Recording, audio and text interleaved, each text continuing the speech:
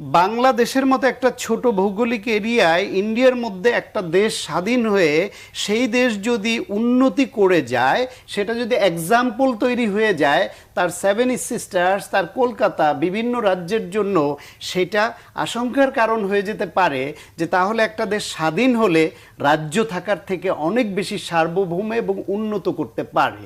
আমরা বলতে ভালোবাসি, বলতে হয় যে প্রতিবেশী বন্ধু রাষ্ট্র। ভারত বাংলাদেশকে কখনোই বন্ধু ভাবেনি। 1971 সনে ভারত তার স্বার্থে একটা বৃহত্তর মুসলিম রাষ্ট্রকে ভেঙে দুই টুকরা করতে পারলে তাদের যে রাজনৈতিক সুবিধা, ভৌগোলিক সুবিধা, সেটা মাথায় রেখে তারা একটা ভূমিকা নিয়েছে, আমাদের মুক্তিযুদ্ধে সমর্থন দিয়েছে এবং এটা আমাদের সহযোগিতা হয়েছে। সেটা ছিল তাদের স্বার্থে, কিন্তু তারপর আমরা কৃতজ্ঞ। পরবর্তী এসে প্রতিটা স্টেপে, সেটা নদীর হিস্সা বলেন, বাণিজ্য ঘাটতি বলেন, কালচারাল আগ্রাসন বলেন, আমাদের বর্ডার কিলিং বলেন, আমাদের উপর প্রভুত্ব জারি করা বলেন, বাংলাদেশের রাজনীতিতে হস্তক্ষেপ বলেন, 1/11 ঘটানো থেকে শুরু করে শেখ হাসিনাকে বিনা ভোটে এবং রাতের ভোটে ক্ষমতায় রাখা বলেন, সমস্ত কিছু তাদের ডিজাইনে হয়েছে। ফলে বাংলাদেশের গণতন্ত্র এবং উন্নয়নের বন্ধু কখনোই তারা ছিল না, কখনো হবে এটা আমি বিশ্বাস করি না। এবং না হওয়ার পেছনে তাদের দিক থেকে তাদের একটা দেশপ্রেম হয়তো কাজ করে। কারণ বাংলাদেশের মতো একটা ছোট ভৌগোলিক এরিয়ায় ইন্ডিয়ার মধ্যে একটা দেশ স্বাধীন হয়ে সেই দেশ যদি উন্নতি করে যায়, সেটা যদি এক্সাম্পল তৈরি হয়ে যায় তার সেভেন সিস্টার্স, তার কলকাতা, বিভিন্ন রাজ্যের জন্য, সেটা আশঙ্কার কারণ হয়ে যেতে পারে যে তাহলে একটা দেশ স্বাধীন হলে রাজ্য থাকার থেকে অনেক বেশি সার্বভৌম এবং উন্নত করতে পারে। তাহলে তাদের মধ্যে যে স্বাধীনতার যে আকাঙ্ক্ষা, তাদের যে যুদ্ধ হচ্ছে, সেটা আরও বেগবান হবে।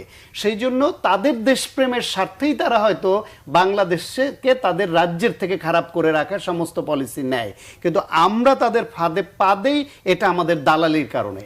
এইটা সুতরাং হাসিনা প্রশ্নে, হাসিনা তাদেরকে যা দিয়েছে তা তো তাদের কিছু হলেও কৃতজ্ঞতা দেখাতে হবে, তারপরেও সেই কৃতজ্ঞতাটুকু দেখায়নি। হাসিনাকে রাখা না রাখা নিয়ে দুদুল্যমান, হাসিনার প্রশ্নে তারা এখনো কোনো স্ট্যান্ড ওইভাবে নেয় নাই।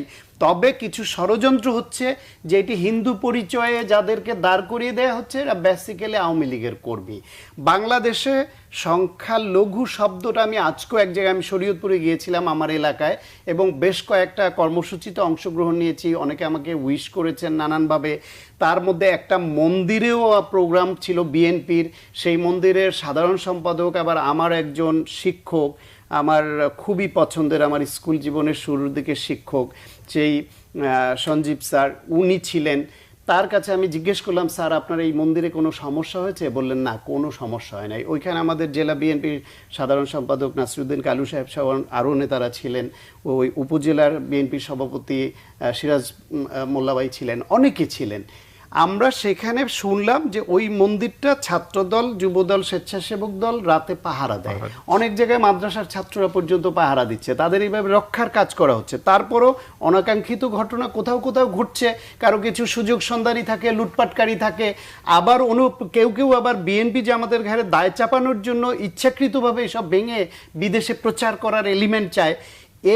ওই যে ষড়যন্ত্র প্রচার করার এলিমেন্ট চায়, সেটা যাতে ঘটাতে না পারে সেই জন্য বিএনপি জামাত বা অনেক সংগঠন পাহারা দিচ্ছে, ছাত্ররা পাহারা দিচ্ছে, আর এরা তাদের দলীয় কর্মীকে, অনুগত লোকদেরকে রাস্তায় এসে দাঁড় করাচ্ছে নিউজ কাভারেজের জন্য, আন্তর্জাতিক মিডিয়ায় যাওয়ার জন্য।